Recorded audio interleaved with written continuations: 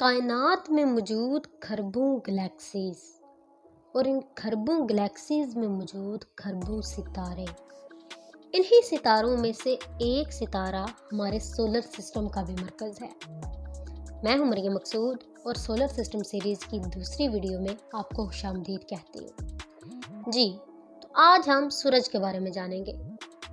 कहा जाता है कि आज से तकरीबन 4.6 बिलियन साल पहले सूरज की पैदाइश मिल्की वे गैलेक्सी में ओरियन स्पर के मुकाम पर हुई, जब सोलर नेब्यूला में मौजूद गैस और गर्द के ज़र्रे आपस में रिएक्ट करने और कंडेंस होने के बाद एक बहुत बड़े जलते हुए बाल में तब्दील हो गए, जिसे आज हम सूरज के तौर पे जानते हैं।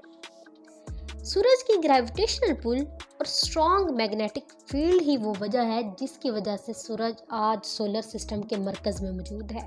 अगर हम सूरज की तरकीब यानी कंपोजिशन के बारे में बात करें तो हमें पता चलेगा कि सूरज के मास का 92% हिस्सा सिर्फ हाइड्रोजन के एटम्स पर मुश्तमिल है, जबकि 7.9% हिस्सा हीलियम और 0.1% हिस्सा दूसरे बाहरी एलिमेंट्स पर मुश्तमिल है, जिसमें कार्बन और नाइट्रोजन शामिल है।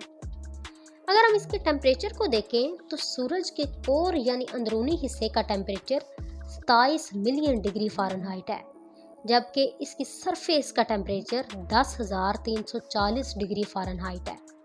चूँकि इसका टेम्परेचर इतना ज़्यादा है, इस वजह से इसमें मौजूद एटम्स और एलिमेंट्स प्लाज्मा की हालत में पाए जाते हैं, ये सॉलिड फॉर्म में नहीं पाए जाते।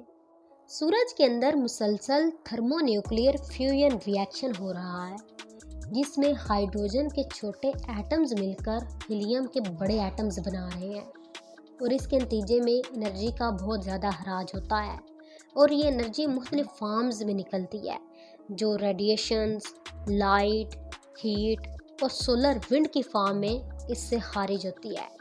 अगर हम सूरज के साइज़ की बात करें तो इसके साइज़ का अंदाज़ा हम इस तरह से लगा सकते हैं कि सोलर सिस्टम के मैस का तकरीबन 99.8% हिस्सा सूरज पर मुश्तमिल है, जबकि बाकी का 0.2% हिस्सा दूसरे प्लैनेट्स और ड्वार्फ प्लैनेट्स, एस्टेरॉयड्स वगैरह पे मुश्तमिल है। सूरज का ये मैस और इसकी ग्रेविटेशनल पुल ही एक बहुत बड़ी वजह है जिसकी वजह से इसके गिर्द 8 प्लैनेट्स, दर्जनों ड्वार्फ प्लैनेट्स, तकरीबन 200 चांद और अनगिनत एस्टेरॉयड्स और कॉमेट्स घूम रहे हैं।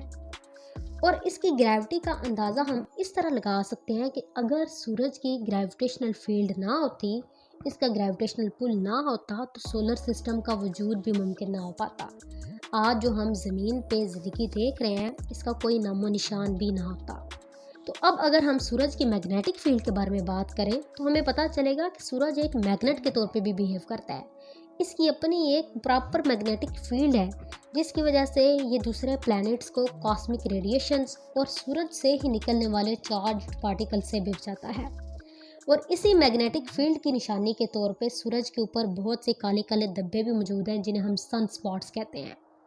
अब अगर सूरज की उम्र का अंदाज़ा हम करें या उम्र के बारे में बात करें तो कहा जाता है कि आज से तकरीबन 6.5 बिलियन साल बाद सूरज में मौजूद हाइड्रोजन एटम सारे ख़त्म हो जाएंगे।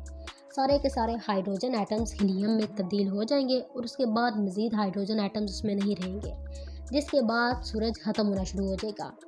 पहले सूरज फैलना शुरू होगा और अपने इर्द गिर्द वाले प्लैनेट्स को भी खा जाएगा, जिसमें मरकरी, वीनस और हत्ता के अर्थ भी शामिल है। और इसके बाद सूरज सिकुड़ना शुरू हो जाएगा और सिकुड़ कर एक छोटे से वाइट ड्वार्फ प्लैनेट में चेंज हो जाएगा, और इस तरह से आगे इसकी बाकी की स्टेजेस पूरी हो जाएंगी और एंड पे ये ब्लैक होल में चेंज हो जाएगा। तो ये हमारे सूरज की एक छोटी सी स्टोरी थी जो हमने आपसे शेयर की। होप सो आपको पसंद आई होगी। ओके, अल्लाह हाफिज़।